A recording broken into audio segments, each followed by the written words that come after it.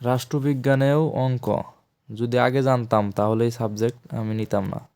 তো কি আর করার, যখন নিয়ে ফেলেছি এখন তো পড়তেই হবে। আসসালামু আলাইকুম, আশা করি সকলে ভালো আছেন।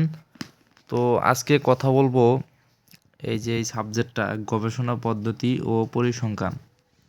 তো এই সাবজেক্টটা যারা প্রিলিমিনারি টু মাস্টার্স রাষ্ট্রবিজ্ঞানে আছেন সাবজেক্ট, তো তাদের জন্য এই সাবজেক্টটা খুবই মানে কি বলবো, একটা একটা আতঙ্কের নাম। তো আজকে বলবো যে এটা কিভাবে পড়তে হবে, তো কিছু সেই ব্যাপারে আলোচনা করব।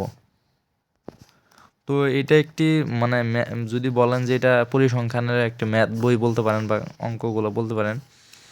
তবে কেউ যদি এই অঙ্কগুলো সঠিকভাবে মানে নিয়ম কানুন না মেনে বা বেসিক ক্লিয়ার করে না করে, তাহলে কিন্তু পরীক্ষাতে মানে ভালো ফলাফল আসবে না। আর এই সাবজেক্টে আমি অনেককে দেখেছি, আমার সিনিয়র মানে শুনেছি যে এই সাবজেক্টে ফেল করার প্রবণতাটা একটু বেশি, যেহেতু এখানে আপনাকে অঙ্কগুলো করতে হবে। আর আমরা যে টাইপের স্টুডেন্ট, আমরা তো ঠিকভাবে লেখাপড়া করি না, তো সেই জন্যই আমাদের মানে এই সাবজেক্টে অকৃতকার্য হওয়ার সম্ভাবনাটা একটু বেশি। অন্যান্য সাবজেক্টটা মোটামুটি পড়লে বানিয়ে টানিয়ে লিখে তাও পার হওয়া যায়, কিন্তু এই সাবজেক্টে মানে অঙ্ক তো আর আপনি বানিয়ে করলে বা না পারলে উল্টাপাল্টা করলে কিন্তু নাম্বার পাওয়া যাবে না। যদি পারেন তাহলে সহজে আপনি নাম্বার ক্যারি করতে পারবেন, কিন্তু যদি ভুলভাল দেন যে দেখবে না একটা দিয়ে আসি বা করে আসলাম, কোনো রকম খাতা পূরণ করে আসলাম, তাহলে কিন্তু ভাই হবে না, আপনার ফেল চলে আসবে। তো সেই ক্ষেত্রে এটা আপনাকে সিরিয়াসলি নিতে হবে, যেহেতু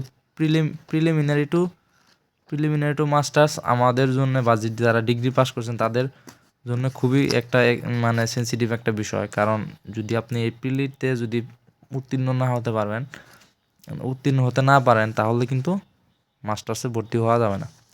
তো সেই ক্ষেত্রে তো আমি এখানে একটা কিছু ট্রিক্স বলবো। তো এখানে আপনার 5টা বড় প্রশ্নের কথাগুলোই বলি, সংক্ষিপ্ত বা অতি সংক্ষিপ্ত নিয়ে আলোচনা করব না। বড় প্রশ্ন আপনাকে 5টা উত্তর দিতে হবে। এই 5টার মধ্যে আপনাকে টার্গেট রাখতে হবে যে মিনিমাম আপনাকে 2টা অঙ্ক দিতেই হবে।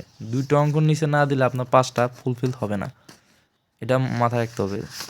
যদি কেউ বলে যে শুধু প্রশ্ন দিয়ে আপনি অঙ্ক মানে বাদ দিয়ে কভার করতে যাবেন, তাহলে আপনার ফুল অ্যান্সার হবে না। আপনি হাইস্ট 3টা প্রশ্ন, মানে প্রশ্ন যদি কেউ দিতে চায় 3টা প্রশ্ন দিতে পারবে, কিন্তু অঙ্ক মাস্ট বি 2টা মানে দেওয়াই লাগবে যদি ফুল অ্যান্সার করতে হয়। আর ফুল অ্যান্সার না করলে কিন্তু মানে পাস করার মানে একটা পসিবিলিটি হারানোর একটা সম্ভাবনা রয়েছে।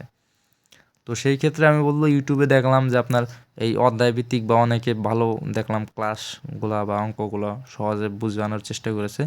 তো আমি বলবো যারা প্রিলিমিনারি টু মাস্টার্স রাষ্ট্রবিজ্ঞানে মানে পড়তেছেন, অন্যান্য সাবজেক্ট যতই নেগলেক্ট করেন, এই যে এই সাবজেক্টটা আপনাকে এই গবেষণা পদ্ধতি বা পরিসংখ্যান বা স্ট্যাটিক্স, এটা আপনাকে যদি অবহেলা করেন তাহলে কিন্তু আপনি পাস করতে পারবেন না।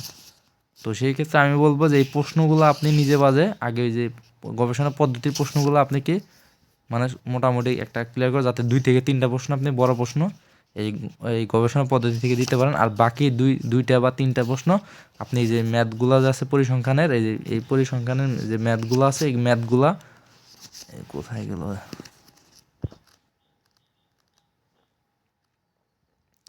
এই যে দেখতে পারতেছেন এই যে ম্যাথগুলো আছে, এইরকম টাইপের ম্যাথ আসবে। এই ম্যাথ আপনাকে মিনিমাম 2টা যদি দিতে পারেন আর ওই প্রশ্ন যদি 3টা দিতে পারেন, তাহলে আপনার ফুল অ্যান্সার। তাহলে আপনার এই পাস করা নিয়ে চিন্তা করা যাবে না, চিন্তা করা লাগবে না। তো সেই ক্ষেত্রে আমি বলবো এই সাবজেক্টে যারা প্রিলিমিনারি টু মাস্টার্সে পড়তেছেন, তো এই সাবজেক্টটা একটু অন্যান্য সাবজেক্টের তুলনায় একটু বেশি গুরুত্ব দিতে হবে, নাহলে কিন্তু হবে না। সেজন্য আমি এই ডেডিকেটেড অন্য কোনো সাবজেক্টে আমি হয়তো ভিডিও করব না, যদি ম্যাক্সিমাম করব না মনে হয়। তো সেই জন্য ভাবলাম যে এইটা আপনাদেরকে বলতে হবে, নাহলে পরে পরে কিন্তু ধরা গেলে সমস্যা। এখন আমিও খুব টেনশনে আছি এই সাবজেক্টটা নিয়ে। তো দেখা যাক, আল্লাহ উপর আল্লাহর ইচ্ছা, এখন দেখা যাক। তবে চেষ্টা করতে হবে তো যাতে ফুল ফুল অ্যান্সার করা যায়। ফুল অ্যান্সার করলে তাহলে ভালো হবে।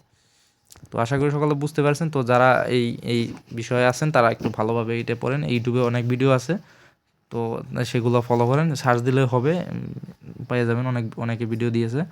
তো আজকের মতো এখানে বিদায় নিচ্ছি, আল্লাহ হাফেজ।